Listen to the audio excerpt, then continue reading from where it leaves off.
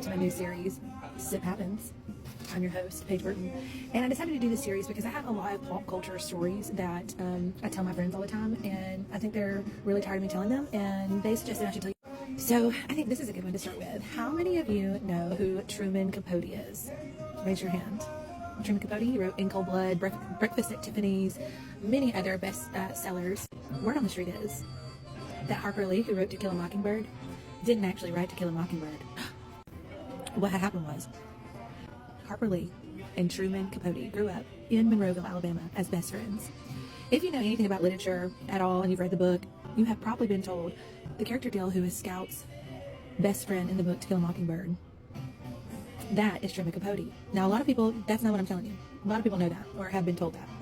But did you know the other part of the story? The other part of the story that I heard from a person that I will keep private, but that I know very well, who worked with Harper Lee directly on making the courthouse in Monroeville a National Historical Landmark. This person has a picture with Harper Lee, and if you know anything about Harper Lee, she did not give anybody interviews. She had very little pictures that the paper took of her. She was known in the industry as a recluse. If you also remember, Ghost in a Watch was only released after Harper Lee had died. So during her lifetime, she had only claimed to write To Kill a Mockingbird. Now, the person that I know that worked with her and her team to preserve that Monroeville courthouse, which you can go see To Kill a Mockingbird once a year at, they do a live play of it every year. It's in Monroeville, Alabama. Said that while he was working on that grant, he had on good authority that Harper Lee did not write To Kill a Mockingbird. That Truman Capote, who was her best friend and did grow up with her in Alabama, was like, they were so, like, loved each other on the most platonic level possible, and that he gave her To Kill a Mockingbird and told her she would never have to work another day in her life, and it was true.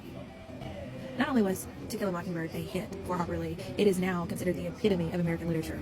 If you really think about it, the fact that she would not grant interviews really leads to the idea that she didn't want to be asked questions that she couldn't answer about her writing that book. If you don't believe me, go find an interview with Harper Lee.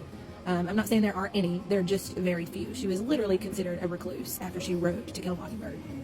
So, what do you think? Do you think that Harper Lee, who never wrote another book again, wrote To Kill a Mockingbird, as we've always been told? Or do you believe that Truman Capote, who was her best friend and went on to become one of the best authors of all time with books like In Cold Blood and Breakfast at Tiffany's, which became the iconic movie with Audrey Hepburn?